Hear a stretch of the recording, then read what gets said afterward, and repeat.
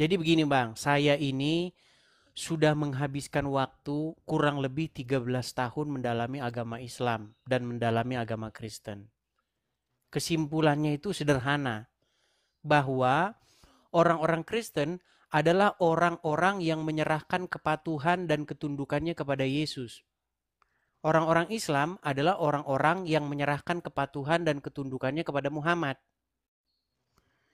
Akibat dari menyerahkan kepatuhan dan ketundukan kepada Muhammad, maka orang bisa jadi tidak waras.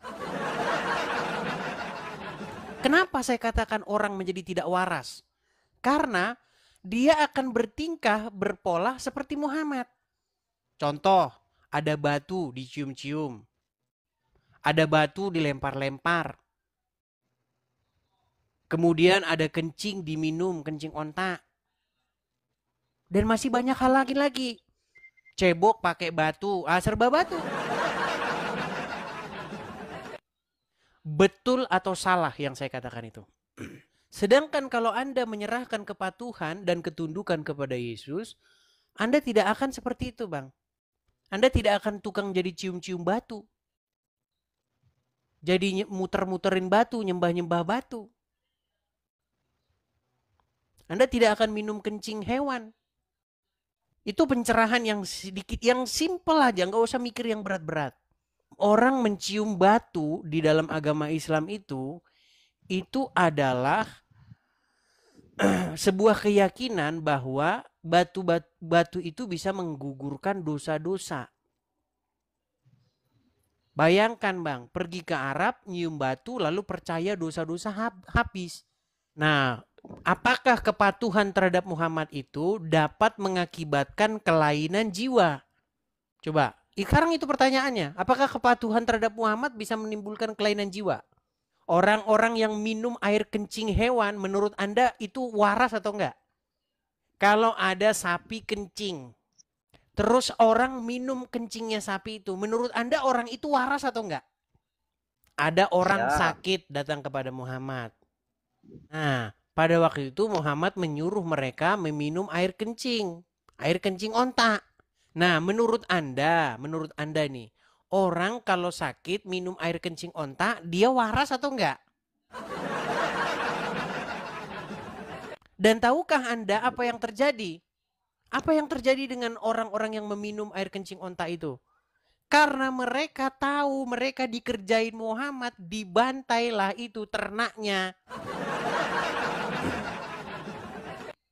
Jadi ada orang sakit datang kepada Muhammad. Ya Rasulullah, kami ini tidak enak badan. Oke, pergilah ke kandang onta sana. Dan minumlah di sana air kencingnya. Itu ada beberapa orang tuh, bukan cuma satu orang. Dari suku Ukel, dari Uranah mereka datang. Nah, ketika mereka mengikuti sarannya Muhammad, kata hadis mereka sembuh. Masa sembuh malah onta-ontanya sama penggambalanya dibantai? Karena mereka sebenarnya sadar dikerjain Muhammad, makanya dibantailah itu ternaknya. Baik, saya tunjukkan hadisnya. Nih ya. Aduh, benar-benar nih orang muslim tidak tahu ya.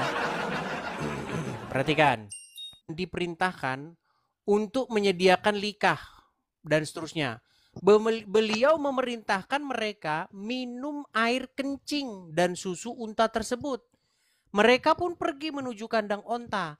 Namun ketika mereka telah sembuh, nah ini kata sembuh ini dipertanyakan ini. Bagaimana mungkin mereka sembuh tapi mereka malah membantai ternaknya Muhammad? Saya rasa mereka ini tidak sembuh. Mereka ini malah merasa ini kita dikerjain sama Muhammad ini. Nah, ketika mereka sembuh, mereka justru membunuh penggembala Rasulullah SAW dan membawa lari unta tersebut.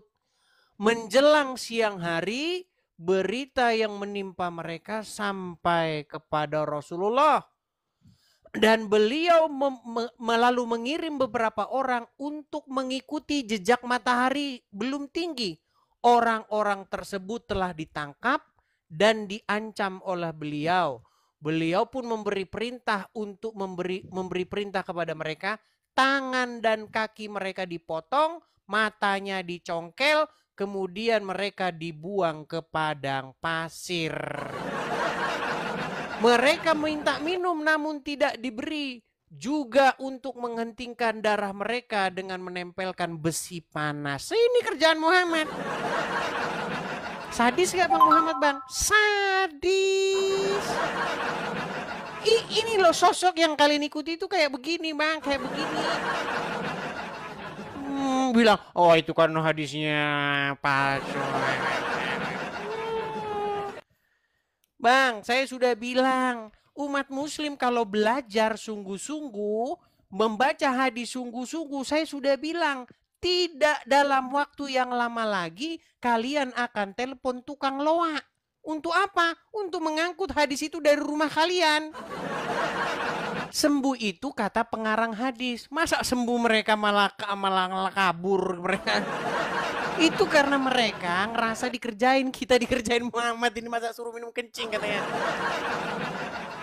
Itu makanya dibunuhlah itu para penggembala ternaknya Muhammad. Lalu unta-untanya dibawa kabur. Saya intinya begini loh Bang, intinya tuh begini.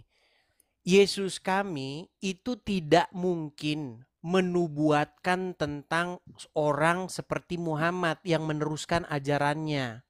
Nah, inilah yang dilakukan oleh ustadz-ustadz kalian. Ustadz kalian kan sering bilang, kami umat muslim ini adalah umat yang meneruskan ajaran Yesus. Yesus menubuatkan akan datangnya Nabi terakhir. Kan itu makanya saya sebagai orang Kristen saya luruskan penyesatan ini.